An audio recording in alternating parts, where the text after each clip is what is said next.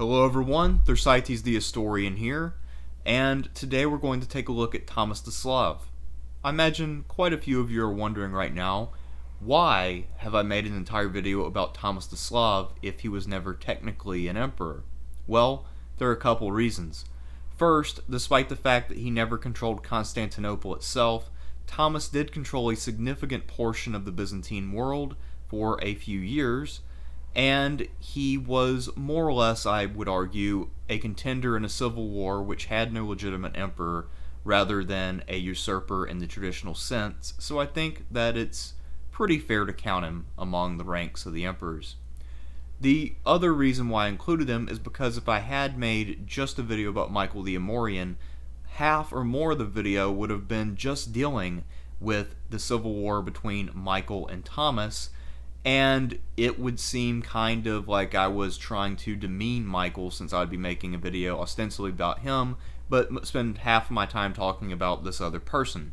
So I felt like this was the most fair and most narratively pleasing way to present this time period. So without any further ado, let's look at the career of Thomas the Slav, Byzantium's greatest rebel.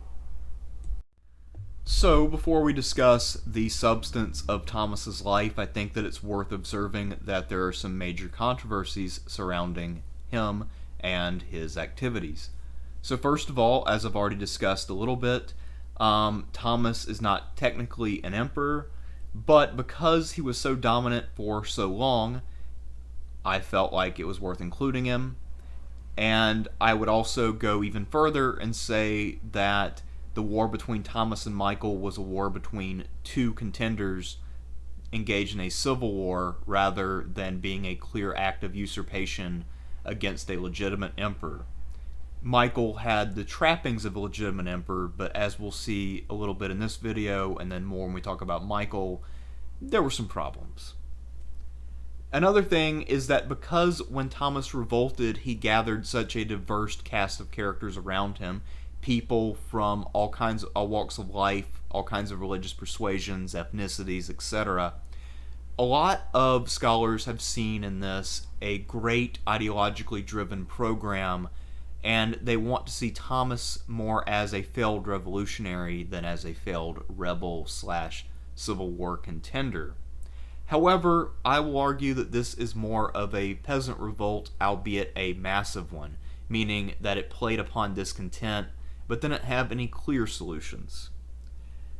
Another thing that we need to be aware of is that the basic outline of events when it comes to Thomas's life in terms of where he was and when is also a subject of debate.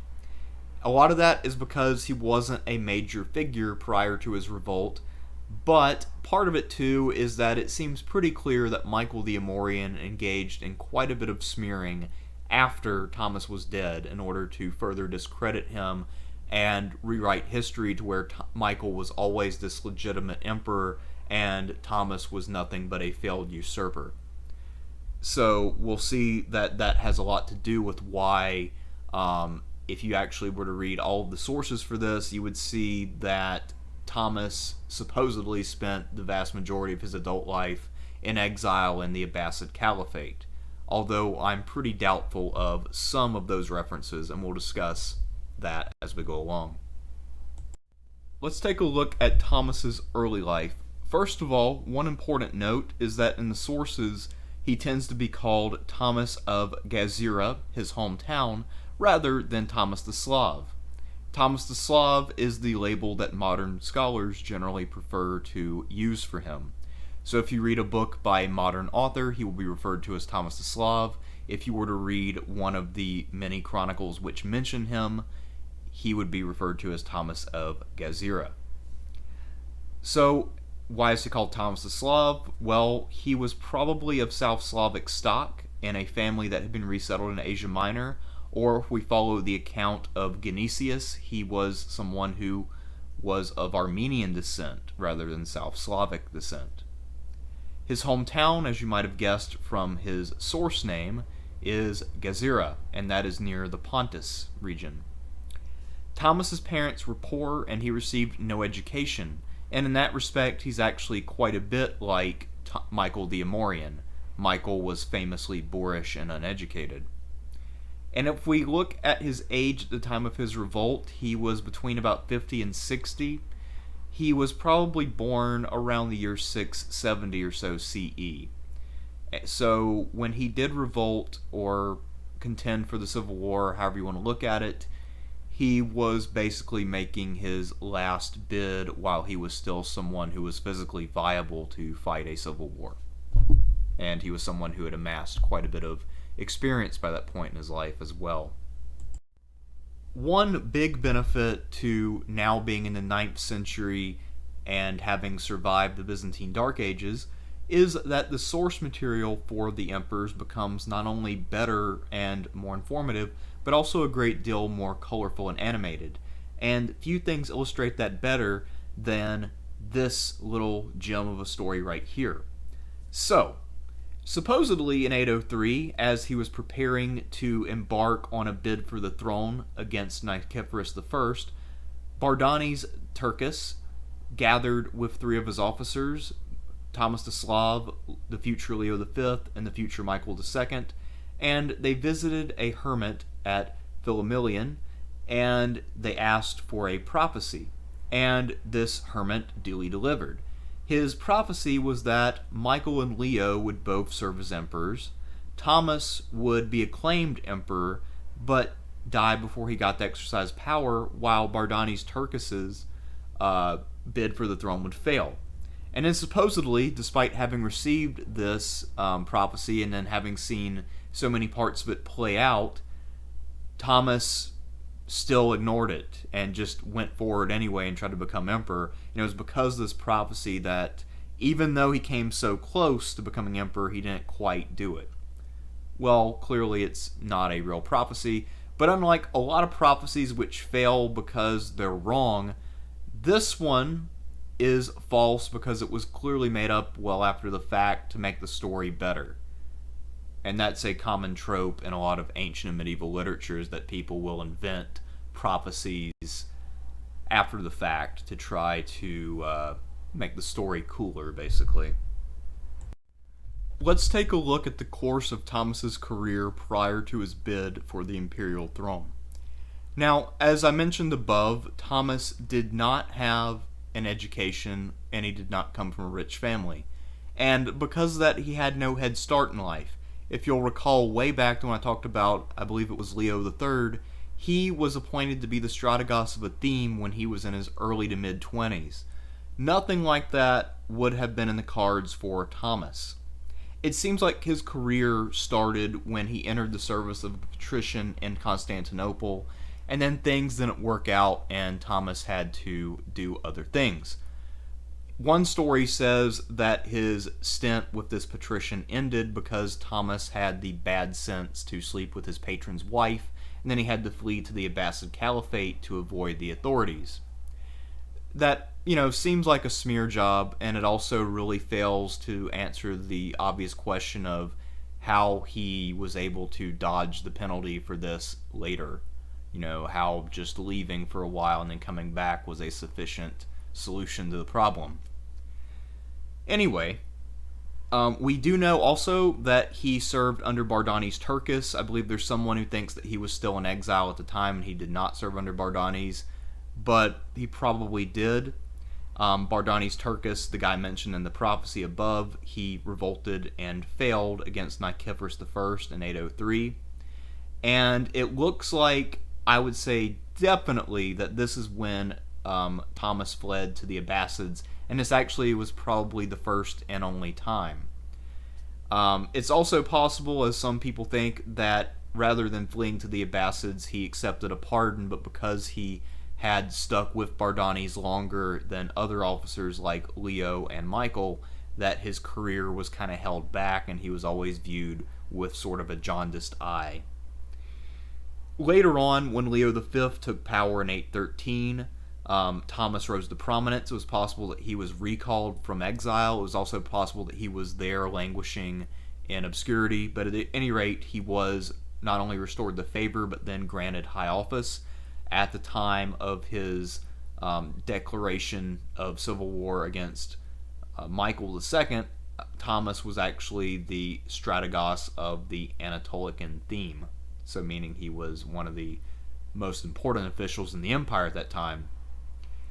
And because of Michael II winning and that old but true cliche that the victors write the histories, a lot of the stuff that we know about Thomas was probably smears from Michael's camp, which then got recorded and weren't sufficiently challenged and have been passed down, and we really, at this point, might not even be able to distinguish a smear from a fact, from a rumor. So, anyway, but you already know that. You're watching a video on medieval history, you know that certain things have to be speculative. Let's examine the various sources of discontent that Thomas the Slav was able to tap into in order to fuel his revolt, revolution, civil war, whatever you want to call it.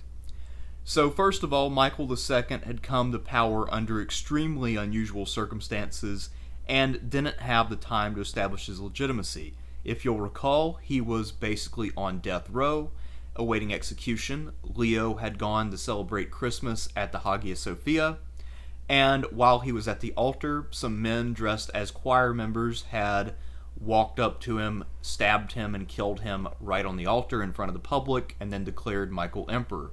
Michael had then been sworn in by the patriarch while still wearing some chains that they couldn't get undone because they couldn't find the key to those chains. So a lot of weird shit was involved in the death of Leo V and the rise of Michael II, and you can imagine that it would have raised more than a few eyebrows and made Michael look like a renegade and possibly even a bit of a clown. If you look at the eastern provinces, which provided the bulk of the manpower for Thomas's revolt, there were also some religious and political reasons that people there had for feeling alienated and being ready to revolt. On the one hand, Leo V had brought back iconoclasm, which by and large was more popular in the East than in the West. However, the thing is, this really wasn't the crux of the problem, apparently. It's very possible that scholars have simply overestimated the importance of the icon issue going into the 9th century. As we'll see, there's one group of people called the Paulicans, and they have their own reasons, apparently, and they back Thomas. Thomas, throughout the empire, posed as a champion of the poor, an enemy of corruption, and a tax cutter. And if you're a peasant and you're used to paying high taxes, or you're some rich landowner, either way, that's something that you could get behind. And it seems like a lot of the initial euphoria for Thomas was partly because people saw that they were going to save some money, and also maybe that if you combine that with Michael's seeming weakness and buffoonery, then you can see why Thomas would have had some immediate support. However, in terms of this whole narrative about maybe he was some sort of ideologically driven revolutionary, there's a problem immediately. So, if he was appealing to people in the East on religious grounds, part of that would have been saying that he was iconoclastic. In the West, though, icons were super popular, and when he would send messages to potential supporters in the Balkans, he would say that not only was he a defender of icons, but that he was going to punish iconoclasts. So, basically, Thomas the Slav was a politician, and he was everyone's friend, everything to everyone. And in terms of why I believe that this is more of a civil war than a usurpation in the traditional sense, Thomas revolted immediately upon hearing of Leo's murder. It took a few days for the news to travel. So he thought of himself as being the most legitimate successor since he had been good friends with Leo. And although Michael at one time had been good friends with Leo, as I mentioned, Leo was on the verge of executing him.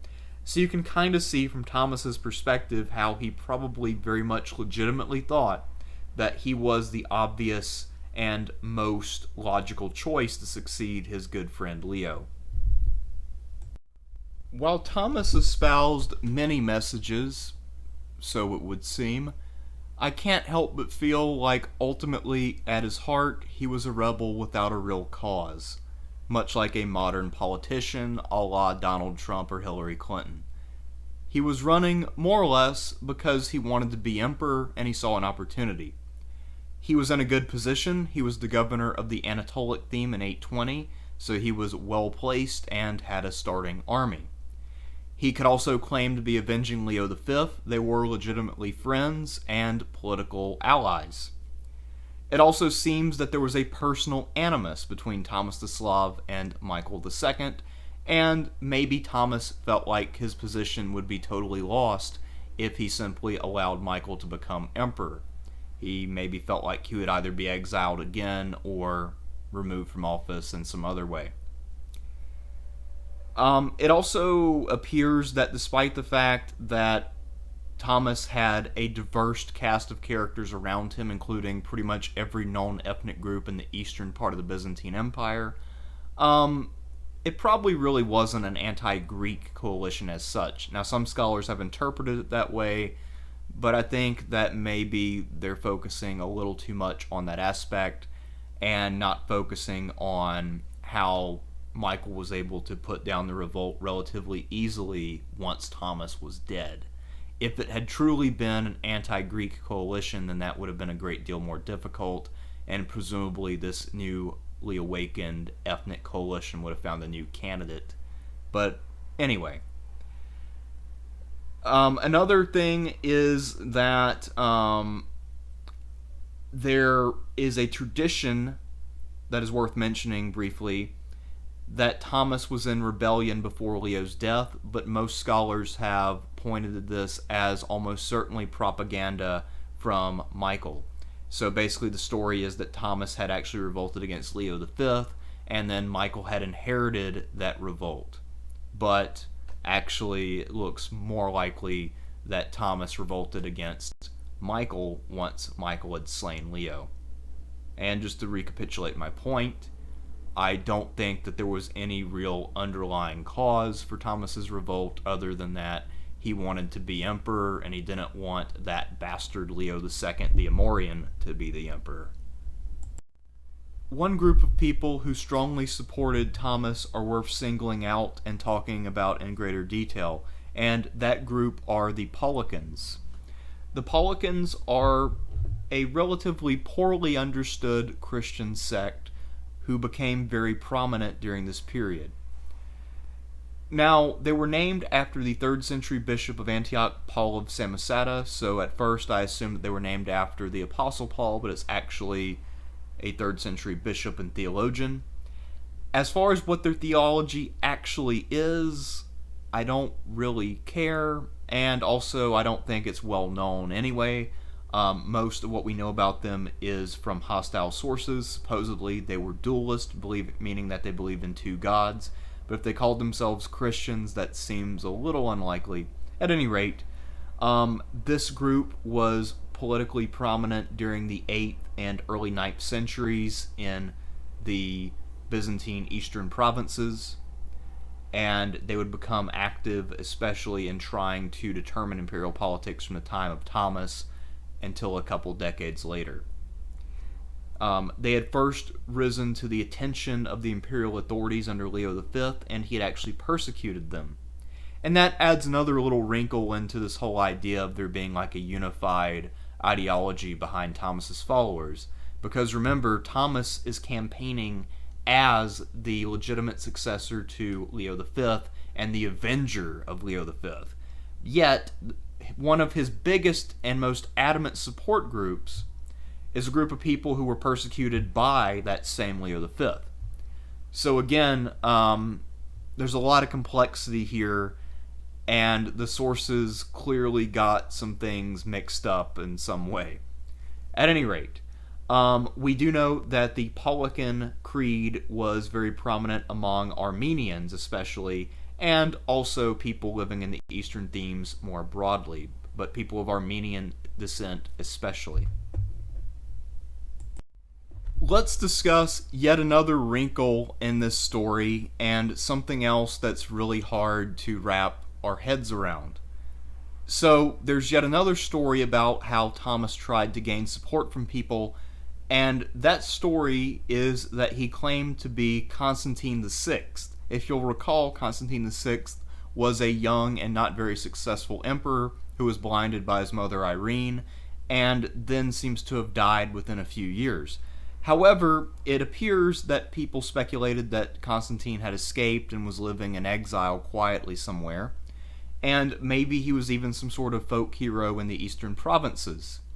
At any rate, supposedly Thomas told people that he was actually Constantine VI and that he was returning to reclaim his throne. It's not really clear how many people would have believed this, or how much sway the name of Constantine VI would have had a generation later. Some scholars actually have posited that this act of impersonation occurred around the year 800 when the memory of Constantine VI was still prominent, and that after trying to impersonate an emperor, he was then readmitted to imperial service. Just because of that detail alone, I'm going to go ahead and say that there is basically a 0% chance of that interpretation being correct. But at any rate, he may have had this as one of his sources of appeal, or maybe this was yet another smear by Michael to try to show that Thomas was some sort of carnival barker or charlatan. And because this revolt or revolution or civil war wasn't complicated enough already, let's go ahead and throw yet another layer of complexity into the equation. Thomas was largely funded by the Abbasid Caliphate, and they strongly supported his effort. So, he was coronated by the Bishop of Antioch. Remember, Michael II, being in Constantinople, had been crowned by the Patriarch of Constantinople, and that was the traditional way for an emperor to be legitimate. Well, obviously, Thomas didn't have access to the Patriarch of Constantinople, so he had to go with what he had on hand, and the only way to get to the Bishop of Antioch was to work with the Caliphate, since Antioch was under Caliphal authority, so he had to have the cooperation of the Abbasid magistrates.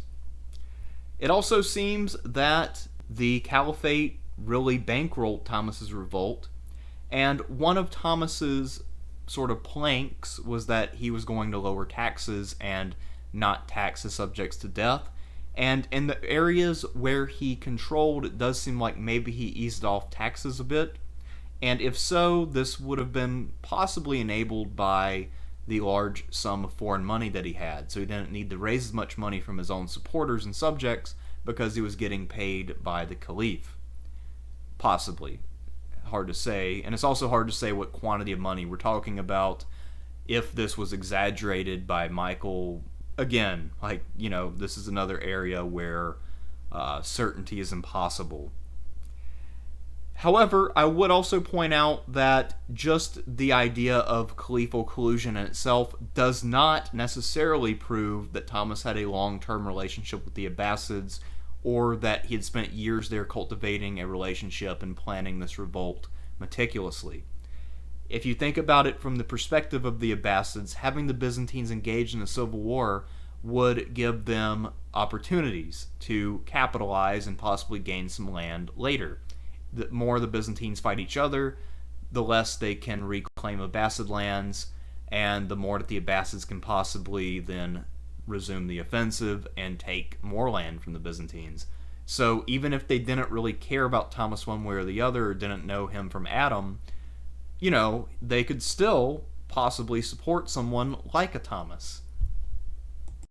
In the spring of 821, Thomas invaded the empire, and either initially or over time managed to amass about 80,000 men. Most of the themes of Asia Minor simply defected and joined Thomas's cause. The two exceptions were the themes of Opsikion and the Armeniacan, and presumably these two themes were either loyal to Michael personally, or else they had some other reservation about Thomas, and by themes, of course, I mean the strategoi in charge of them respectively. Thomas had a larger force than either of these two strategoi, and he managed to win some battles against the imperial forces, but he never conquered either of the loyal themes completely and had to leave them unoccupied in his rear. At one point in one of these battles, his adoptive son Constantius was killed in action, and without Constantius, Thomas was down his heir, and he would have to find another one later. However, his friendly fleets managed to take control of the Aegean, and he had enough naval dominance that he was able to cross over into Europe and lay siege to Constantinople beginning in December of 821.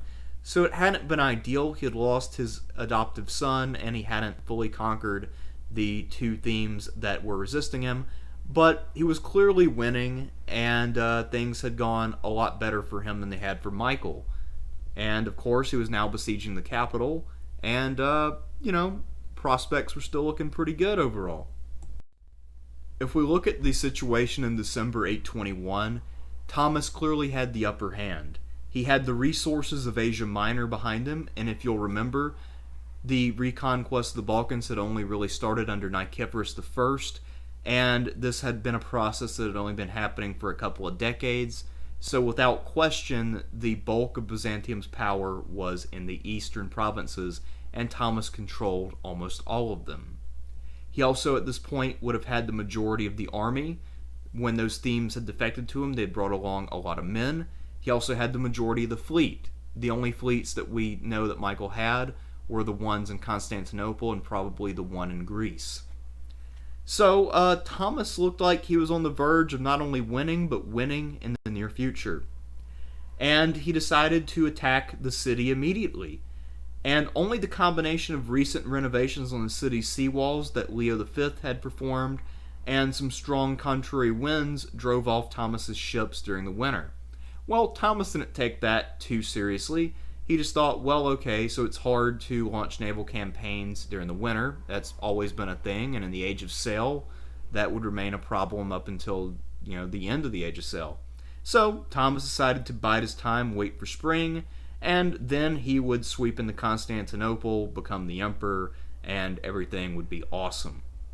Around this time, probably before spring arrived, Thomas decided to choose a new co-emperor, and he took up a monk who took the name of Anastasius. We don't really know anything else about him other than that he became Thomas's co-emperor, and that, of course, he was later executed for accepting that post. When the spring of 822 arrived, Thomas was still feeling pretty confident, and Michael II demonstrated a little bit more of the wile that he had demonstrated when he took power in the first place. What he did was he put it out that the city was on the verge of collapse, his men were demoralized, and when Thomas heard this, he decided that the moment was right for a strike.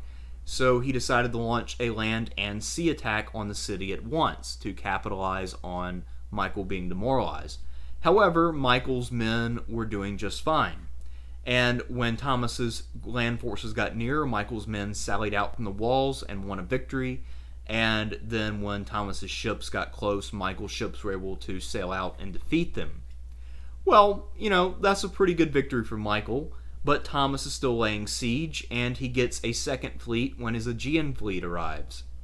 So the balance of power is restored to what it had been, and Michael's victory seems to have been undone a bit. But then that second fleet tried to attack, and Michael was able to employ his Greek fire.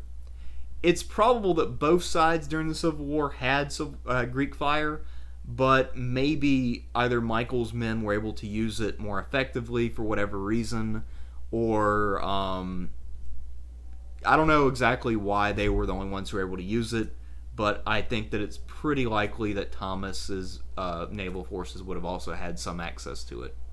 At any rate, though, Michael won again, and without that naval force blockading Constantinople, there was really no siege. Yet Thomas really didn't know what to do at this point, and it more or less devolved into a stalemate that Thomas couldn't figure out how to break. Interestingly enough, the factor that ultimately broke the stalemate between Michael and Thomas was something that neither of them desired, and that was the intervention of the Bulgar Khan Omurtag.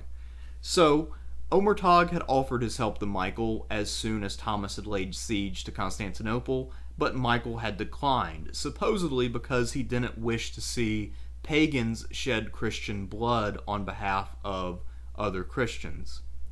Most likely he really didn't care as long as he won the Civil War, but that's neither here nor there. Omurtag, however, despite being rejected by Michael, decided to come anyway, in the name of friendship with Michael. But his real motive was because he knew that this would give him a great excuse to collect plunder from Byzantine territory, and do so in a way which wouldn't necessarily lead to war with the Byzantines, so win-win. Omurtag had no intention of fighting Thomas initially, and he was just laying waste to areas not all that close to where Thomas was. Thomas, however, who wanted to be the legitimate emperor, decided to take his army deeper in the Thrace, and he met the Bulgars on the plain of Caductus in March of 823, near the city of Heraclea, and he fought a battle. And unfortunately for Thomas, he lost big time, and his army, while not completely destroyed, got beaten pretty soundly. And after this point, Thomas's cause really starts to unravel. People lose confidence, and he knew that he was down to one last hope, and that would be getting Michael to come out to fight him, winning a pitched battle, and then seizing Constantinople. So, how does he go about that? Thomas, looking for that one last miracle battle, took his forces to a position about 20 miles west of Constantinople in an open flat plain called the Plain of Diabasis, and he knew that because his forces had recently been beaten and they were greatly reduced in number, that Michael would be tempted to come out and fight because he had the numbers, and because defeating Thomas in the field would decisively win this war and restore a lot of his prestige. So there was quite a bit in it for Michael, and he duly obliged Thomas. Now, Thomas's idea was that he would retreat in the face of Michael's attack, let Michael's men get strung out in a pursuit, and then have his men wheel around and counterattack. However, when he ordered his men to wheel around and counterattack, his men surrendered instead because they were demoralized and they no longer really believed in Thomas. Thomas and his key followers then fled to the nearby city of Arcadiopolis. They expelled all the women and children, and they remained under siege for the majority of 823. So all summer they were under siege, and then in October their foodstuffs ran out and they surrendered. So Thomas was then executed on the spot by Michael. Michael took his imperial purple boots, put them over Thomas's throat to show dominance, had Thomas's hands and feet cut off, had his body impaled on a stake right in front of Arcadiopolis. Later on, he had the same thing done to Thomas's co-emperor Anastasius. And, not the best way to go, but if you are the person inflicting that punishment, it's obviously pretty stylish. Most Byzantine usurpers are nothing more than obscure names with failed armies behind them. However, Thomas the Slav actually does have a discernible legacy. First of all, the majority of his supporters surrendered and received pardon by early 824, and then they went on to serve under Michael II and future emperors. And in that capacity, they helped to keep the empire afloat and helped it to deal with renewed Islamic aggression. This civil war between Michael and Thomas weakened the Byzantine Empire and dominated an entire third or more of Michael II's reign. In fact, Michael II's reign makes no sense without Thomas the Slav and his revolt. Thomas most likely didn't weaken the empire as much as some people say, but his naval activity certainly did, and that really compounded the long-term neglect of the fleet that had taken place ever since the last Arab attempts to seize Constantinople. And we'll talk about all of that when we get to Michael II the Amorian and talk about his reign after Thomas the Slav. This revolt really demonstrated some of the very real divides in Byzantine society, and it gives us some insight into sort of, latent conflicts which normally did not flare up into actual violence.